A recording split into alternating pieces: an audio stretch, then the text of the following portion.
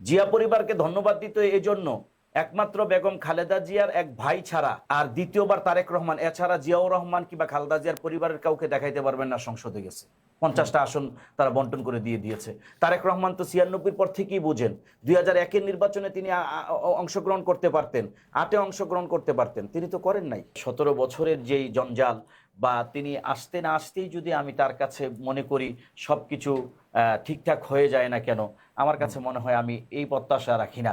5 বছরে যে তিনি ভালো কিছু করে ফেলবেন সেই প্রত্যাশাও রাখি না। 5 বছরও কিছু করতে পারবেন না দলে। ওনার সদিচ্ছা থাকলেও তো চোর বাটপারদের জন্য উনি কিছু করতে পারবেন না। স্বরাষ্ট্রমন্ত্রী সালাউদ্দিন আহমেদ যে বক্তব্য দিয়েছেন, মানুষ আহত হয়েছেন, খুবই দুঃখজনক। এখন যদি উনি যেভাবে কথাবার্তা বলেন, আর উনি যদি মনে করেন যে উনি সারা দুনিয়ার সব বুঝেন আর কেউ বুঝে না, তাহলে কিন্তু সমস্যা হবে।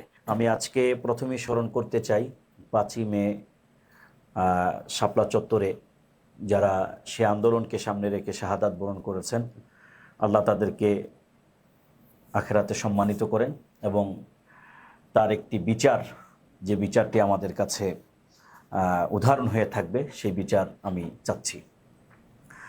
ধন্যবাদ। আমার দুইজন আলোচক রয়েছেন, তাইফুল ইসলাম ভাই এবং মোশাররফ ভাই, আর বিজ্ঞ উপস্থাপক। আসলে বিষয়টা হচ্ছে যে মোশাররফ ভাই যেভাবে বলেছেন, আবার তাইফুর ভাইও যেভাবে বলেছেন, প্রত্যেকেই মনে হচ্ছে যে তারা তাদের জায়গাটি ঠিক রেখে বলেছেন। এখন আমি যদি কিছু বলতে চাই, সমস্যা হচ্ছে আমাদের দেশে দুর্বলের পক্ষে মানুষ থাকে। ধরেন আপনি আমার কাছে টাকা পান, এখন আপনি যখন আমার কাছে টাকা নিতে আসবেন, একটু রাগদামি করবেন, তো দেখবেন যে লোক আমার পক্ষে, আপনার পক্ষে না। কারণ এদেশের মানুষ একটু দুর্বলের পক্ষে থাকতে চায় এবং বিরোধীদের পক্ষে থাকতে চায়। আর আমাদের স্বভাবটা হয়ে গেছে এরকম, যদি আমার বক্তব্য, আমার কমেন্ট, আমার লিখনি আপনার মনোভূত না হয়, এর মানে হচ্ছে আমার অস্তিত্ব থাকবে না, আমি শেষ। বিষয়টা হচ্ছে এরকম। এই জন্য আমি বলি যে মোশাররফ ভাই যেভাবে বলেছেন, ভাই যেভাবে বলেছেন, আমি সেভাবে বলতে চাই না। দেখুন, এই কথা অস্বীকার করার কোনো সুযোগ নাই। আপনি বিশ্বাস করেন, গত 2 দিন আগে আমি একটি বক্তব্য শুনছিলাম। ছাত্রদলের 2 জন নেতাকে, তাদেরকে 11 সালে তারাই প্রথম গুম হন, তারপরে ইলিয়াস আলী গুম হন। সুহেল খান এবং বাপ্পি মারা গিয়েছেন 15 সালে। আমি যেটা শুনেছি আর কি, সেটা থেকে বলতেছি। যেই নির্যাতন, জুলুম করা হয়েছে দীর্ঘ 17 বছরে, যখনই যার সাথে না বনেছে তাকে হয়তো জেল জুলুম, অত্যাচার, নয়তো আপনার গুম খুন, যেই নির্যাতন করা হয়েছে, আমার খালি একটাই এই সরকারের কাছে আবেদন যে আপনারা কেন, দেখুন, প্রত্যেকটা সরকারি দল যখন সিট গদি পেয়ে যায়, পিছনের কথা দুঃখ ভুলে যায়। আমার একটি আবেদন থাকবে, প্রথমে আজকের আলোচনার প্রথমে আমি বলতে চাই যে কারা গুম খুনগুলো করত, প্রশাসনের মধ্যে তারা এখনো রয়েছে, এদেরকে খুঁজে বের করুন, এদেরকে খুঁজে বের করে বক্তব্য নেন এবং এই বিষয়গুলো জাতিকে জানান। এজন্য বলি যে অনেক সময় কথাবার্তা বলতেও ভয় হয় এবং দূরে থাকতে মনে চায়। যেই জুলুম নির্যাতন আমরা সহ্য হয়েছি, আমরা কারাগারে গিয়েছি, আমরা দেখেছি সেই বিষয়গুলো, সেই জায়গা থেকে আল্লাহ রাব্বুল আলামিন আমাদেরকে একটা পরিত্রাণ দিয়েছে বলে মনে করি। কিন্তু আমি মনে করি, বিশ্বাস করি, বর্তমানে যে গণতন্ত্র, এই গণতন্ত্র দিয়ে কখনো জাতির পরিপূর্ণ মুক্তি আসতে পারে না। কারণ এই গণতন্ত্র হচ্ছে আমার মাথায় কাটাল, কোষ খাবে আরেকজন, ইনসাফ নেই, সুবিচার নেই। আজকে এই বিষয়গুলো আমাদেরকে ভাবতে হবে। দেখুন, 17 বছরের একটি শাসন, একটি লোককে কেন্দ্র করে এই দেশকে যে জায়গায় নিয়ে গিয়েছে, আপনি কি মনে করেন তারেক রহমানকে আলাউদ্দিনের চেরাগ নিয়ে আসছে নাকি? না তারেক রহমানকে ইউরোপ আমেরিকা বলেছে যে ডলার যা লাগে সব আমি তোমাকে দিতেছি, তুমি দেশ চালাও? 17 বছর একটা গাড়ি, আপনি একটা কম্পিউটার, আপনি 3 দিন যদি না চালান, 4 দিনের মাথায় খুলতে যান, একটু সময় লাগবে কম্পিউটারটা। আপনি 2 ঘন্টা ঘুম থেকে উঠে ঘুর কাটতেও তো 2 মিনিট সময় লাগে। তারেক রহমান তো আলাউদ্দিনের চেরাগ নিয়ে আসে নাই যে সে 2 মাসে এই দেশের মানুষকে সব কিছু সমাধান করে দিবে, স্বাভাবিক করে দিবে। এই প্রত্যাশা অন্ততপক্ষে আমি করতে পারি না, আমি করি না। আপনি দেখেন, তেলের কথা যে এখানে বলা হয়েছে, ভাই বলেছেন একরকম, বড় ভাই বলেছেন একরকম। আমি বলি, এই কথা কেন বলি না? সরকার আমার টাকাই, আপনার টাকাই ভর্তুকি 2 মাসে 200 কোটি টাকা ভর্তুকি দিয়েছে তার বক্তব্য অনুযায়ী। তিনি চেয়েছিলেন সেটা স্বাভাবিক থাকুক, তার সদিচ্ছাটাকে কেন সম্মান করছি না? 14টি গাড়ি তার জন্য বরাদ্দ রয়েছে, তিনি 4টি গাড়ি নিয়ে চলছেন, সেই জায়গাটা কেন আমরা আলোচনায় আনছি না বা ভালো দিকটা কেন তুলে ধরছি না? তিনি হেঁটে এক সচিবালয় থেকে আরেক সচিবালয় যাচ্ছেন, তিনি মানুষের কথা শুনছেন, মানুষের কাছে যাচ্ছেন। এখন আমি যদি 17 বছরের যেই জঞ্জাল বা তিনি আসতে না আসতেই যদি আমি তার কাছে মনে করি সব কিছু ঠিকঠাক হয়ে যায় না কেন, আমার কাছে মনে হয় আমি এই প্রত্যাশা রাখি না। 5 বছরে যে তিনি ভালো কিছু করে ফেলবেন সেই প্রত্যাশাও রাখি না।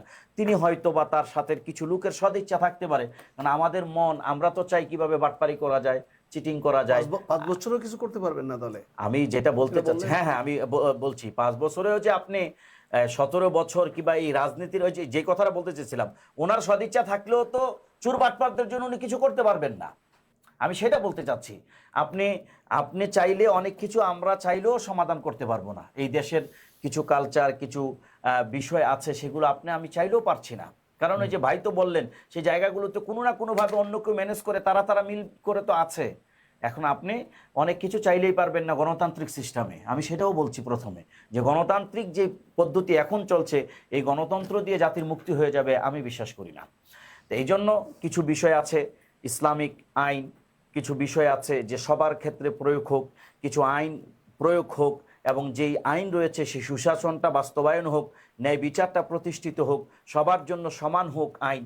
এই জায়গাগুলো তো এখনো ঠিক হচ্ছে না। এই যে আপনি বললেন, আপনার দ্বারাই তো বলতেছি, এইভাবে তো সবাই আপনার সুযোগ নিচ্ছে। ডিসি আপনার পরিচয় আছে, আপনি 1500 জায়গায় 3000 টাকার তেল নিতে পারছেন, আর আমার যার পরিচয় নাই তারা তো নিতে পারবে না। তো এই জায়গাগুলো এত সহজে ঠিক হবে না। তো যে কারণে আমি মনে করি, হ্যাঁ, জুলাইয়ের যেই সনদ, সে ব্যাপারে আমি বিএনপির সমালোচনা করব। এবং স্বরাষ্ট্রমন্ত্রী সালাউদ্দিন আহমেদ যে বক্তব্য দিয়েছেন, মানুষ আহত হয়েছেন, খুবই দুঃখজনক।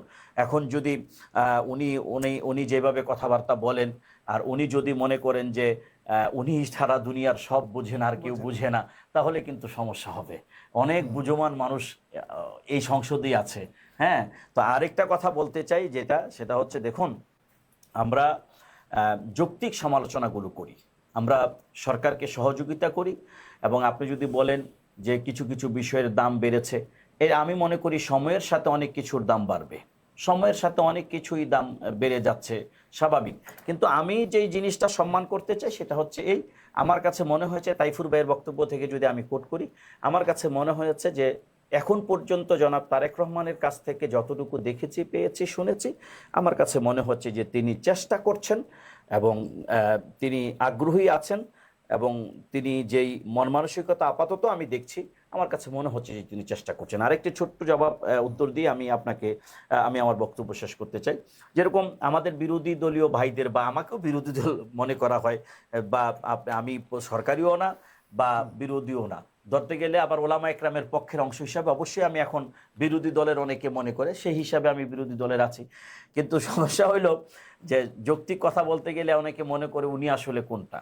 এখন আপনিও আমার পরিচয় দিয়েছেন অনলাইন অ্যাক্টিভিটিস বা ইসলামী বক্তা, তো সেই জায়গা থেকে আমি বলছি, আমার অনেক ভাইয়েরা বলেন যে তারেক রহমান বলে না কেন, তারেক রহমান সংসদে কথা বলে না, তিনি একটা ছায়া প্রধানমন্ত্রী, সব হচ্ছে সালাউদ্দিন আহমেদ। আমি কি প্রধানমন্ত্রীর এই বিষয়টা যদি এমন হয়ে থাকে সম্মান জানাতে পারি না? যে তিনি তো বয়সে যদিও 60-এর কাছাকাছি, কিন্তু সংসদে তো তিনি নতুন। জিয়া পরিবারকে ধন্যবাদ দিত এই জন্য, একমাত্র বেগম খালেদা জিয়ার এক ভাই ছাড়া আর দ্বিতীয়বার তারেক রহমান, এছাড়া জিয়াউর রহমান কিংবা খালেদা জিয়ার পরিবারের কাউকে দেখাইতে পারবেন না সংসদে গেছে। 50টা আসন তারা বন্টন করে দিয়েছে।